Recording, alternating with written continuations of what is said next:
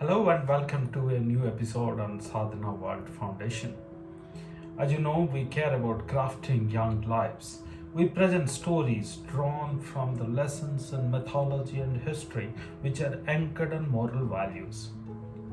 We think that these lessons contain a significant amount of moral teachings which can transform our lives.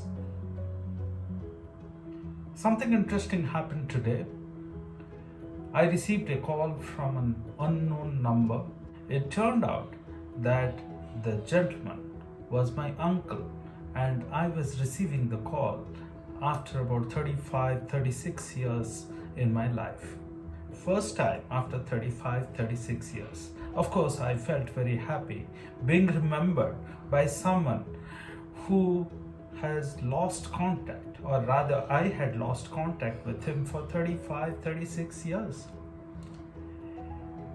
Of course, we spoke and we reminisced about the past, and then my mind went back to one of the very old texts in our mythology or our religion called Markandeya Puran. It's an epic. That epic puts together various kinds of philosophy of life. A story in that particular epic is about a queen called Madalasa, who used to sing a lullaby to her son when the son used to cry.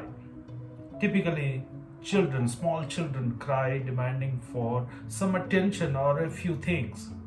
But the queen had her very unique way of putting the child's mind to a state of calmness. I don't remember each stanza of that song that she used to recite. However, the song is extremely powerful, and it has particularly a few aspects which crossed my mind again and again after I kept the phone down. One of it, the queen says that, "My dear child, you are crying. I don't know what you really need, but do you know that your body is made up of 5 things which have their own characteristics, which are very different from the characteristic that you are showing. And do not identify yourself with your body. Your body is just like a jacket which we wear and we keep it after some time back in our wardrobe. This jacket wears out over time. We reject this jacket. So in our human life, the same thing happens. We come in as a body, as a human body. It's a working machine. It has its own different components which are running all the time. If some of these components become weak, then we fall sick, isn't it? The queen talks about it further to the child, that do not identify yourself with this body. Like we change the jacket, this body changes, but you remain what is inside that jacket. The jacket is just a covering, and this being of yours will sometimes be called as father, as son, as daughter, as mother, as wife. Various such relationships you will be identified with. However, the fact is that you are none of these. You are none of these. You are inside this jacket. This body is having relationship of being father to somebody, or mother to somebody, or sister to somebody. Somebody will say that you are mine, and somebody will say you are not mine. Very deep meaning. Of course, our ancient epics have talked about it. But if we really think about our lives, the ignorance that we show, or the beliefs that we hold in our mind are so deep inside. Sometimes we act like noble people, sometimes we act like demons, almost like demons. Ignorance. We spoke about some 6 qualities which are called to be the so-called demoniac qualities: ignorance, hypocrisy, anger, and so on and so forth. We spoke about it. All of it, if we really connect this with the lullaby that Madalasa used to sing to her child, you will see the connection. That many a time we are ignorant that we as a person, or I as a person, am not the body that I am carrying.